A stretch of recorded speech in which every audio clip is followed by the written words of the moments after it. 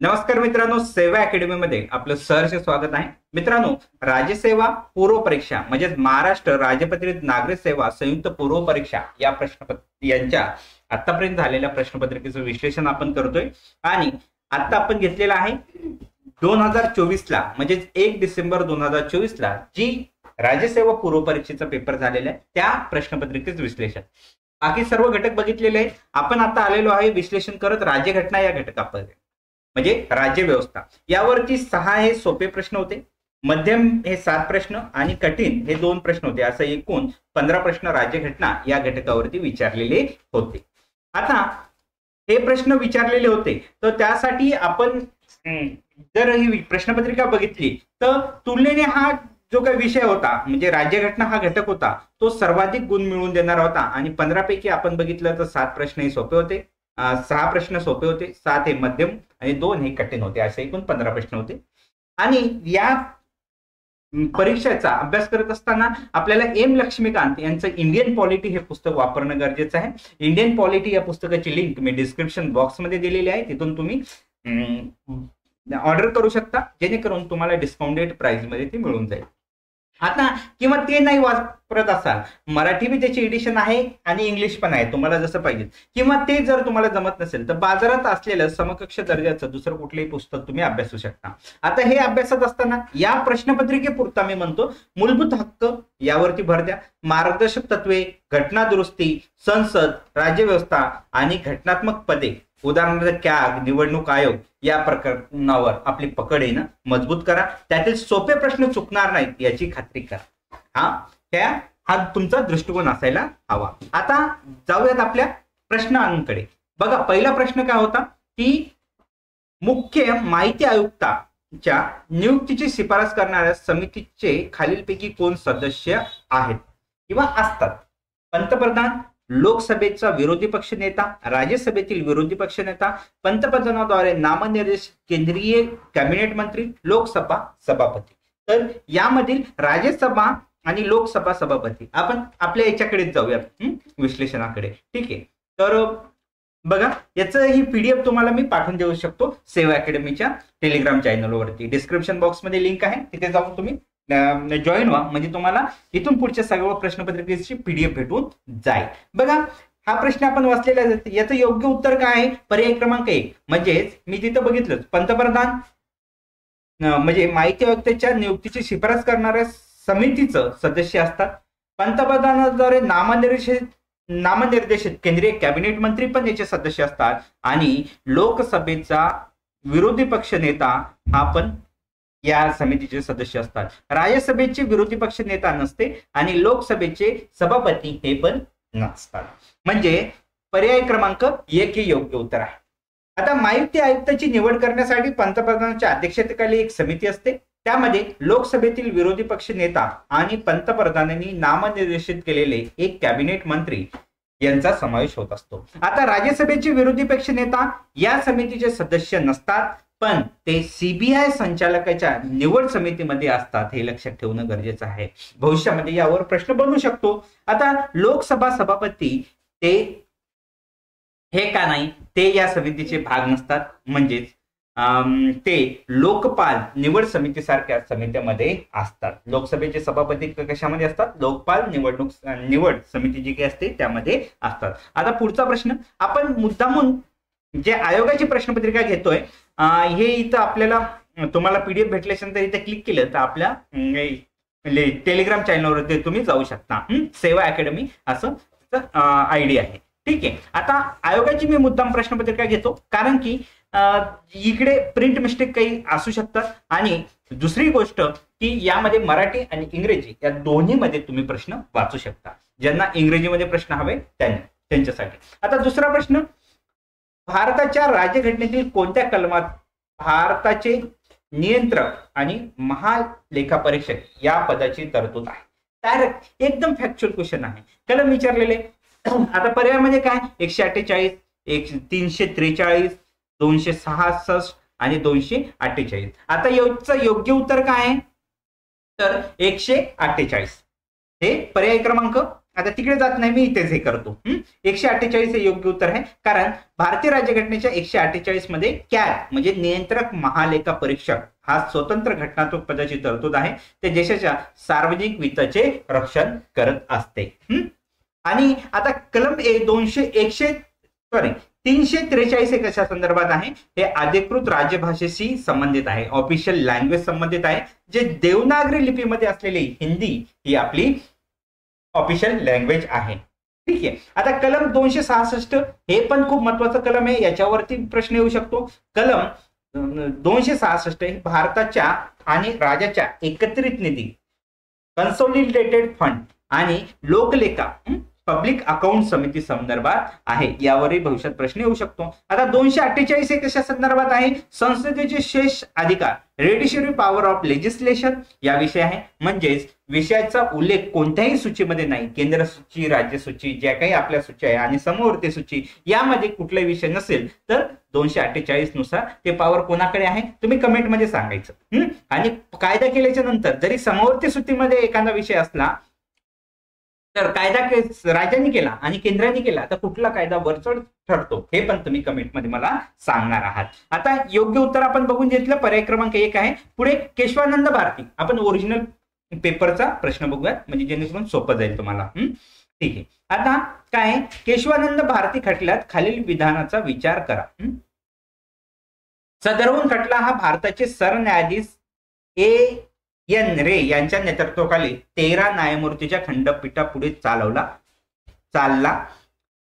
7 विरुद्ध 6 न्यायमूर्ती बहुमताने खंडपीठाने मूलभूत संरचना सिद्धांत म्हणजे बेसिक स्ट्रक्चर रूपरेषा दिली आणि या खटल्याने गोलकनाथ प्रकरणातील निर्णय बदलला गेला आणि सदरहून खटला हा न्यायालयातील सक्रियतेचे उदाहरण मानावे लागेल. तर आता योग्य उत्तर आपण बघूयात. हे तुम्ही स्क्रीनशॉट घ्या आणि म्हणजे ज्यांना इंग्रजी वाचायचं आहे त्यांनी वाचून घ्या. ठीक आहे. आता मी योग्य उत्तरकडे येतो.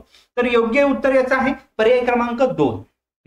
पर्याय क्रमांक 2 बी, म्हणजे 7 विरुद्ध 6 न्यायमूर्तीच्या बहुमताने खंडपीठाचे मूलभूत संरचना सिद्धांत रूपरेषा दिलेली आहे आणि या खटल्याने गोलकनाथ प्रकरणातील निर्णय बदलला गेला आणि सदरहून खटला हा न्यायालयीन प्रक्रियेचे उदाहरण मानावे लागेल.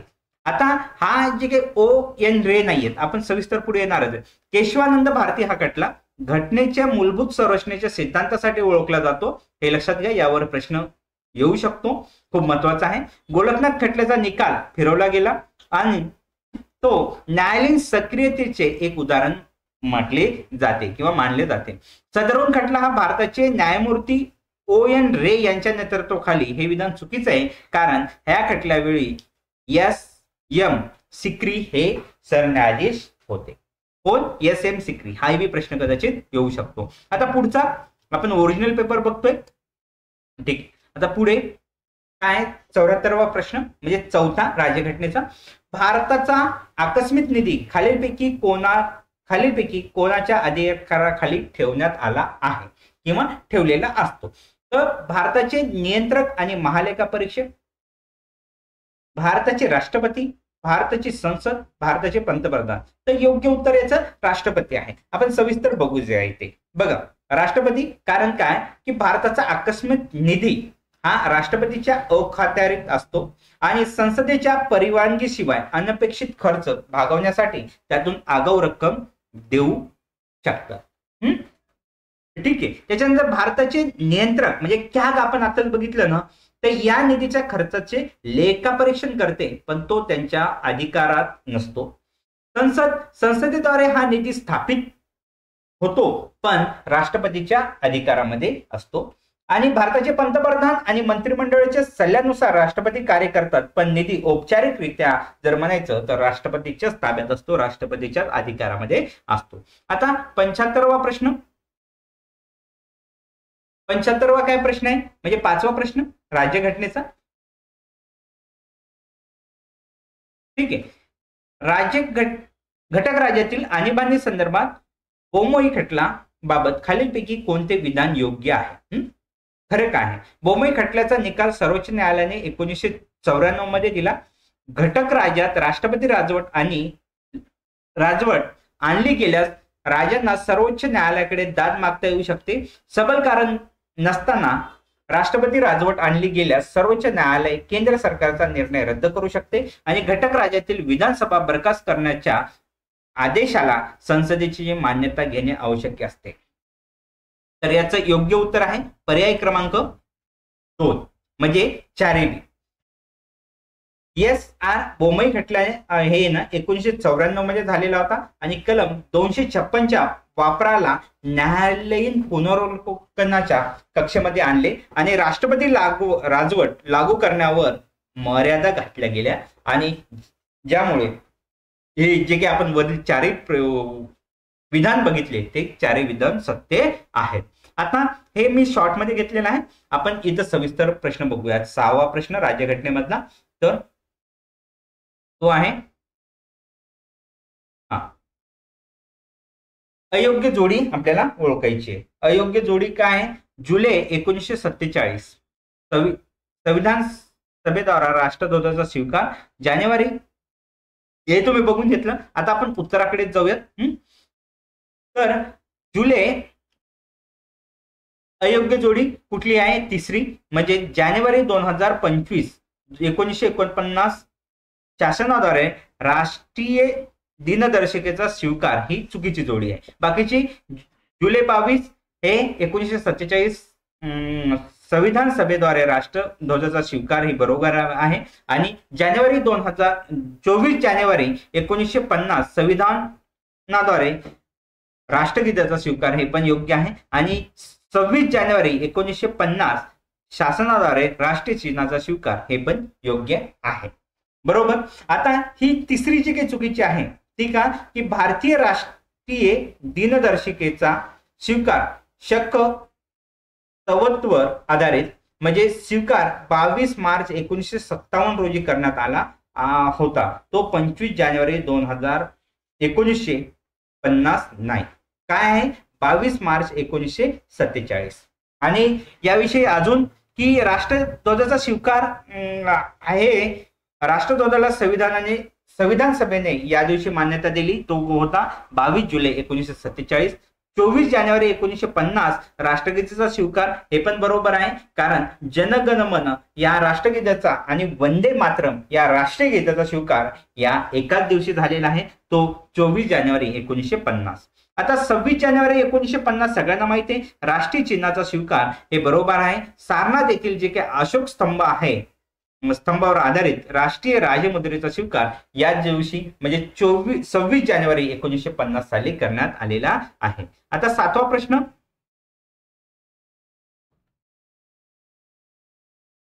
भारतीय घटना दुरुस्ती संदर्भात खालील विधान किंवा विधानाची सत्यता तपासा आणि योग्य विधान निवडा. 10व्या घटना दुरुस्तीनुसार दादरा व नगर हवेली हे प्रदेश भारताला जोडण्यात आले. 11व्या घटना दुरुस्तीनुसार दीव व दमण व गोवा हे प्रदेश भारतास जोडण्यात आले आणि 15व्या घटना दुरुस्तीनुसार केंद्रशासित प्रदेशामध्ये विधिमंडळाची स्थापना करण्यात आली आणि 22व्या घटना दुरुस्तीनुसार मेघालय राज्याची निर्मिती करण्यात आलेली आहे. आता सत्यता तपासायची आणि योग्य पर्याय निवडायचा आहे. तर 4 पैकी कुठला योग्य पर्याय आहे? तर 4 पैकी पर्याय क्रमांक 4 म्हणजे ए आणि डी म्हणजेच 10व्या घटना दुरुस्तीनुसार दादरा व नगर हवेली हे प्रदेश भारतास जोडण्यात आले हे बरोबर आहे. आणि त्यानंतर डी म्हणजे 22व्या घटना दुरुस्तीनुसार मेघालय राज्याची निर्मिती करण्यात आली. बाकीचे काही 2 विधान चुकीचे आहे कारण 10व्या घटना दुरुस्ती ही केव्हा झाली? 1961 साली आणि दादरा नगर हवेलीला केंद्रशासित प्रदेशात दर्जा दिला आणि 22व्या घटना दुरुस्तीनुसार 1969 साली आसाम मधून मेघालय हे स्वायत्त राज्य निर्माण केले गेलेले आहे. आता 11व्या घटना दुरुस्तीनुसार दीव व दमण व गोवा हे विधान चुकीचे आहे कारण गोवा, दमण आणि दीव हे 12व्या घटना दुरुस्तीनुसार 1962 साली भारतामध्ये सामील केले गेलेले आहेत. बरोबर.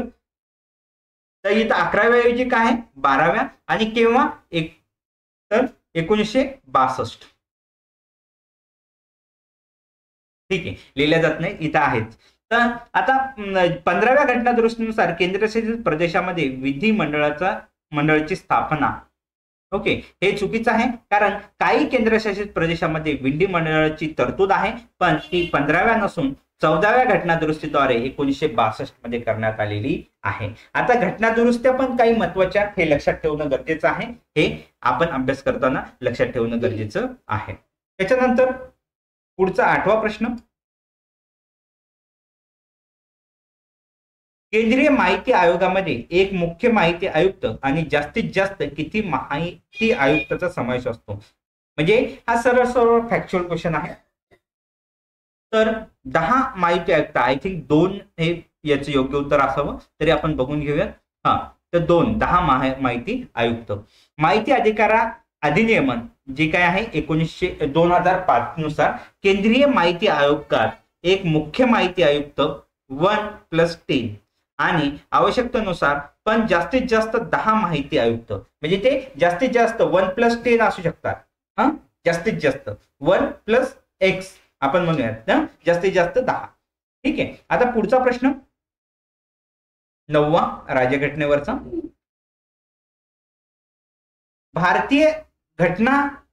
भारतीय नागरिकत्वाविषयी खालीलपैकी योग्य विधान कोणते?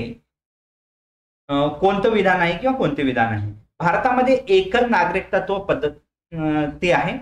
नागरिकत्व कायदा 1955 साली संमत करण्यात आला आणि भारतीय राज्यघटनेच्या भाग 4 मध्ये नागरिकत्वाची तरतूद आहे. तर यापैकी योग्य विधान कुठलं आहे हे आपल्याला ओळखायचं आहे. तर योग्य विधान पहिलं म्हणजे भारतामध्ये एकल नागरिकत्वाची पद्धत आहे आणि दुसरं नागरिकत्व कायदा 1955 साली संमत करण्यात आला आहे. बरोबर आहे, कारण भारताने ब्रिटन प्रमाणे एकेरी नागरिकत्वाची पद्धत स्वीकारलेली आहे आणि नागरिकत्वाशी संबंधित तपशीलवार नागरिकत्व कायदा 1955 साली संमत करण्यात आलेला आहे. आता भारतीय राज्यघटनेच्या 4थ्या सूचीमध्ये नागरिकत्वाची तरतूद आहे, हे चुकीचं आहे, कारण नागरिकत्व संबंधित तरतुदी राज्यघटनेच्या भाग 2 कलम काय 5 ते 11 मध्ये आहे आणि भाग 4 मध्ये राज्याची मार्गदर्शक तत्वे आहेत, directive principle of state policy. ठीक आहे. आता पुढे मित्रांनो, स्पर्धा परीक्षेचा अभ्यास करत असताना स्पर्धा परीक्षा स्टेट बोर्डला खूप अनन्यसाधारण महत्व आहे. स्टेट बोर्ड मधून डायरेक्ट प्रश्न येतात आणि स्टेट बोर्डची तुम्ही सगळी पुस्तकं बघू शकता आणि जर तुम्हाला सगळे पुस्तकं एकत्र हवा असेल तर सॅम कट्टा प्रकारचे जे काही आहे स्टेट बोर्ड अंतिम सत्य हे पुस्तक तुम्ही वापरू शकता. डिस्क्रिप्शन बॉक्स मध्ये लिंक आहे, तुम्हाला ते डिस्काउंटेड प्राइस मध्ये भेटून जाऊ शकतं.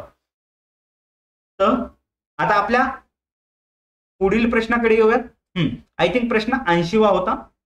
राज्यघटनेची कोणती कलमे आपल्या देशाची निवडणूक व्यवस्थेसाठी तरतूद करतात? आपण ओरिजिनल प्रश्न बघून घेऊया. 80वा, बरोबर आहे. राज्यघटनेतील कोणती कलमे आपल्या देशातील निवडणूक व्यवस्थेसाठी तरतूद करतात? निवडणुकी संदर्भात कुठले कलमे आहेत हे आपल्याला बघायचे आहेत. तर योग्य उत्तर आहे याचं एक कलम 324 ते 329. भारतीय राज्यघटनेच्या भाग 15 मधील कलम किती आहे?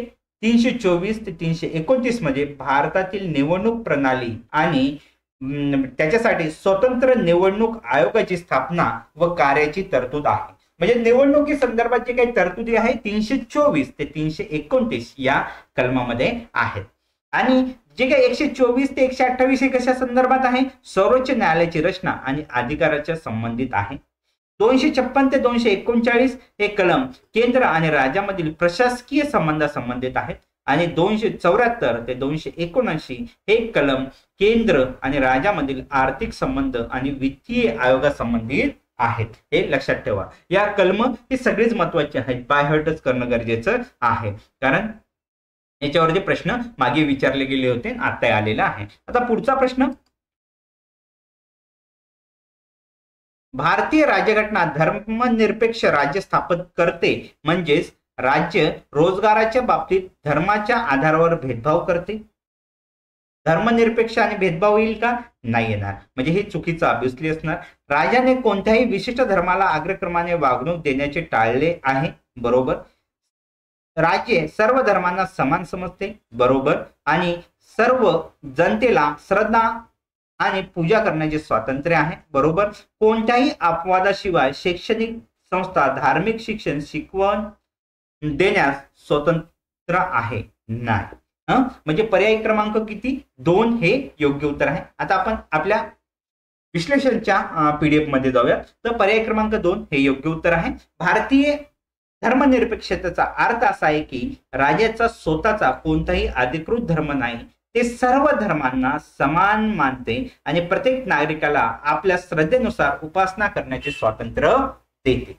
आता जे चुकीचे पर्याय होते ते काय, राज्य रोजगाराच्या बाबतीत धर्माच्या आधारावर भेदभाव करते, हे टोटली चुकीचं आहे. कारण भारतीय राज्यघटनेचे कलम 16 नुसार, कुठलं कलम 16 याच्यावर प्रश्न येऊ शकतो, सार्वजनिक रोजगारात धर्माच्या आधारावर भेदभाव करण्यास मनाई आहे.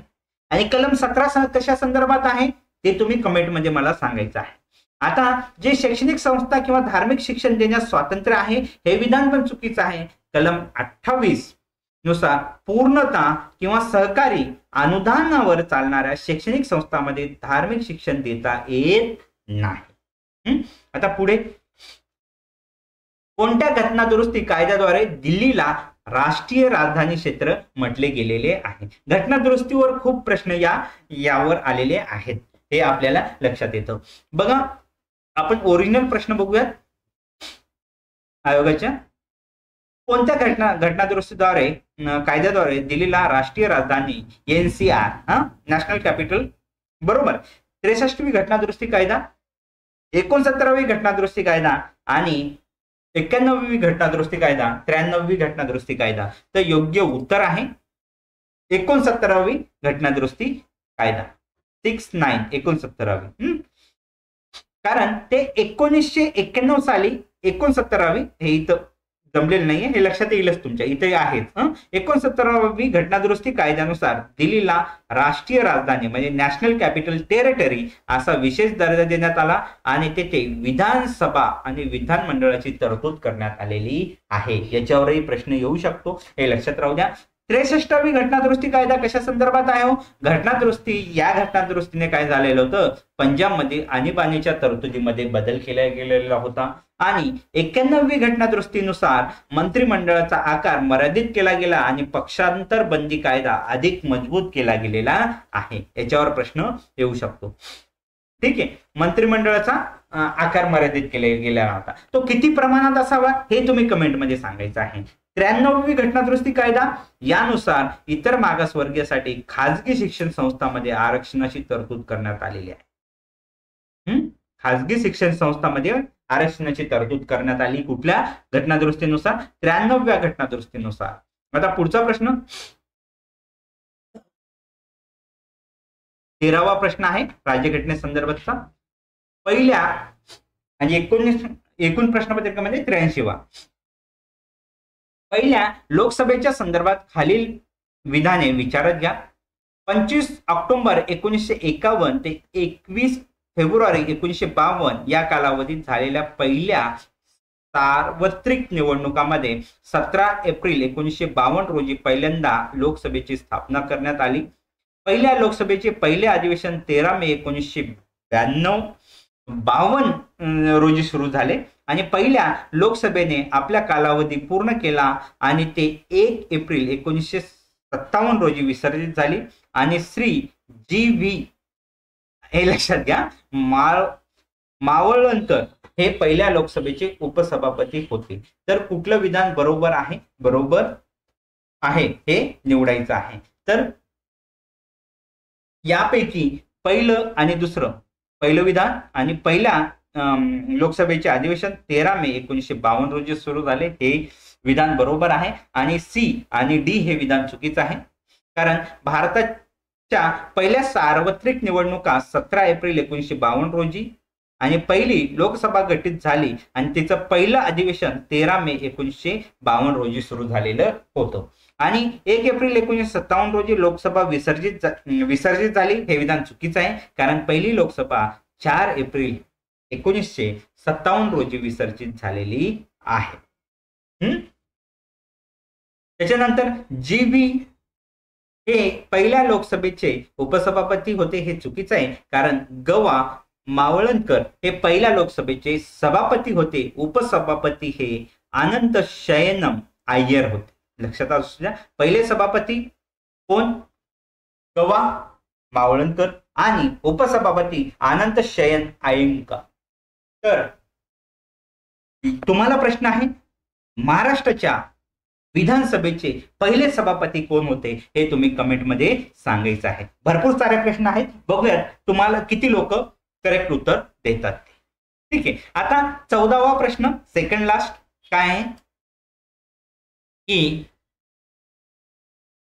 भारतातील, हा किचकट स्वरूपाचा प्रश्न होता बरं का. मी 2 अवघड म्हटले, त्यापैकी हा अवघड प्रश्न, कारण की एवढं ऍक्च्युअल फॅक्च्युअल डाटा कोणाला माहित नसतो. आता 4 एप्रिल आणि 1 एप्रिल एवढं डिटेल हे म्हणजे सगळ्याच बरोबर येईल असं काही नाहीये. ठीक आहे. आता भारतातील विविध राष्ट्रीय आयोगाच्या संदर्भात खालील तरतुदी विचारात घ्या. भारतीय राज्यघटनेच्या 339 नुसार अनुसूचित जाती आणि अनुसूचित जमातीसाठी राष्ट्रीय आयोगाची स्थापना करण्यात आली. राष्ट्रीय महिला आयोग अधिनियमन 1990 नुसार राष्ट्रीय महिला आयोगाची स्थापना करण्यात आली आणि राष्ट्रीय अल्पसंख्याक आयोग अधिनियमन 92 नुसार राष्ट्रीय अल्पसंख्याक आयोगाची स्थापना करण्यात आली आणि 27 डिसेंबर 1993 रोजी राष्ट्रीय मानवी अधिकार आयोग स्थापन करण्यासंदर्भातील अध्यादेश काढण्यात आलेला आहे. हा पण कठीण स्वरूपाचा प्रश्न आहे, कारण की एवढं फॅक्च्युअल माहिती नसतेच कोणाला. जनरली बघा, हे 84वा म्हणजे 14व्या प्रश्नाचं योग्य उत्तर आहे पर्याय क्रमांक 4 म्हणजे बी. राष्ट्रीय महिला आयोग अधिनियमन 1992 नुसार राष्ट्रीय महिला आयोगाची स्थापना करण्यात आलेली आहे आणि त्याच्यानंतर राष्ट्रीय अल्पसंख्याक आयोग अधिनियमन 1992 नुसार राष्ट्रीय अल्पसंख्याक आयोगाची स्थापना करण्यात आलेली आहे. राष्ट्रीय महिला आयोग 1992 मध्ये आणि राष्ट्रीय अल्पसंख्याक आयोग 1993 या दोन्ही आयोग संसदेने पारित केलेल्या विशेष कायद्याअंतर्गत स्थापन करण्यात आलेले वैधानिक स्टॅट्युटरी बॉडीज आहेत, ते लक्षात घ्या. संवैधानिक आणि वैधानिक हे बॉडीज जे काही राज्यघटनेमध्ये आहेत त्या सगळ्या बायहर्टच असणं गरजेचं आहे, याच्यावरती प्रश्न येऊ शकतो. आता कलम 239 नुसार हे विधान चुकीचं आहे, कारण की अनुसूचित जाती आणि जमातीसाठी राष्ट्रीय आयोगाची तरतूद जी काही आहे ती 338 या कलमाअंतर्गत आहे, 39 या कलमाअंतर्गत नाहीये. आता आणि जो काही चौथा ऑप्शन होता की 27 डिसेंबर 1993 रोजी काय होतं वाक्य की 27 डिसेंबर 1993 रोजी राष्ट्रीय मानवाधिकार आयोग स्थापन करण्यासंदर्भात अध्यादेश काढण्यात आला, हे विधान पण चुकीचं आहे, कारण की राष्ट्रीय मानवाधिकार आयोगाची स्थापनेसाठी अध्यादेश हा 28 सप्टेंबर 1993 रोजी काढण्यात आलेला आहे आणि आपल्याला काय सांगितलं होतं त्यांनी 27. आता बघा किती 1 दिवसाचा फरक आहे, म्हणून हे किचकट सारखं प्रश्न आहे. 2 कठीण प्रश्न आपण म्हटलेलेच होते. आता हा फॅक्च्युअल क्वेश्चन एकदम सोपा प्रश्न आहे आणि राज्यघटनेवरचा शेवटचा प्रश्न 85वा. आपण ओरिजिनल प्रश्नपत्रिकेमध्ये प्रश्न वाचूयात पहिल्यांदा. काय, कोणते कलम उच्च न्यायालयांना मूलभूत अधिकाराच्या अंमलबजावणीसाठी निर्देश जारी करण्याचे अधिकार देते? आता हे प्रश्न वाचत असताना तुम्हालाच मी क्वेश्चन करतो की कलम कुठला आहे, तुम्ही कलम सांगायचं की आपल्याला अंमलबजावणी जे मूलभूत अधिकारावर गद्दा आल्यास आपण डायरेक्ट सर्वोच्च न्यायालयात कुठल्या कलमानुसार जाऊ शकतो. आता उच्च न्यायालयाच्या संदर्भात हे प्रश्नामध्ये सांगणारच आहे मी. कलम 226, 135, 143, 133 तर कलम आहे 226. आता सविस्तर माहिती याविषयी बघूया. 226 कलमानुसार उच्च न्यायालयांना नागरिकांच्या मूलभूत हक्काच्या अंमलबजावणीसाठी आणि इतर कोणत्याही कायदेशीर हक्कासाठी प्राधिलेख म्हणजे रिट्स जारी करण्याचा अधिकार आहे. उच्च न्यायालयाला कुठल्या 226 नुसार आहे आणि SC म्हणजे सुप्रीम कोर्टाला सर्वोच्च न्यायालयाला कुठल्या कलमानुसार तुम्ही कमेंटमध्ये सांगणार आहात. आता कलम 135 हे कलम सर्वोच्च न्यायालयाच्या घटनापूर्व कायद्याखालील अधिकार क्षेत्राशी संबंधित आहे आणि 143 हे राष्ट्रपतीच्या कायदेशीर बाबीवर सर्वोच्च न्यायालयाकडून सल्ला घेण्याचा अधिकार ऍडवाइस जो काही आहे ना राष्ट्रपती सर्वोच्च न्यायालयाकडून घेऊ शकतो, परंतु तो दिलेला ऍडवाइस राष्ट्रपतीवर बंधनकारक नसतो, हे पण लक्षात ठेवणं गरजेचं आहे. 143 नुसार 143 नुसार सल्ला घेऊ शकतात, परंतु तो सल्ला अंमलबजावणी करावी असं राष्ट्रपतीवर बंधन नसतं. आता 133 नुसार हे कलम दिवाणी बाबीमध्ये सर्वोच्च न्यायालयाच्या अपिलीय अधिकार क्षेत्राच्या संबंधित आहेत. आता मला वाटतं चालू घडामोडीवरचे प्रश्न आहेत ते आपण वेगळ्या व्हिडिओमध्ये बघूया, कारण की राज्यघटनेचा अभ्यास करत असताना तुम्हाला हे प्रश्न बघता यावे, राज्यघटनेवरती कुठले प्रश्न आलेले आहेत हे शॉर्ट करता यावे या उद्देशाने हा व्हिडिओ होता. आणि व्हिडिओ आवडला तर शेअर करा, आणि अजून असेच व्हिडिओ पाहिजे असेल तर माझं एक चाललेलंच आहे. आता प्रत्येक घटकानुसार आपण व्हिडिओ नक्कीच बनवूयात, आणि प्रत्येक घटका म्हणजे राज्यसभेमधला मूलभूत हक्क म्हणजे राज्यघटनेमधला मूलभूत हक्कावरती स्पेशल आतापर्यंत आलेले सर्व व्हिडिओ म्हणजे सर्व प्रश्न एकाच व्हिडिओमध्ये आपण देण्याचा प्रयत्न करूयात. परंतु तुमचा रिस्पॉन्स चांगला आला तर त्यासाठी तुम्हाला काय करावं लागेल, आपला हा व्हिडिओ जास्तीत जास्त आपल्या मित्रांसोबत शेअर करावा लागेल, चॅनलला सबस्क्राईब करावं लागेल, आणि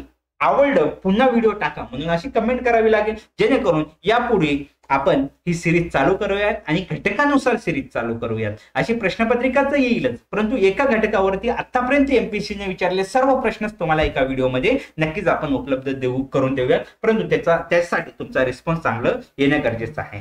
चला भेटूयात पुढच्या व्हिडिओमध्ये लवकरच. अभ्यास करा.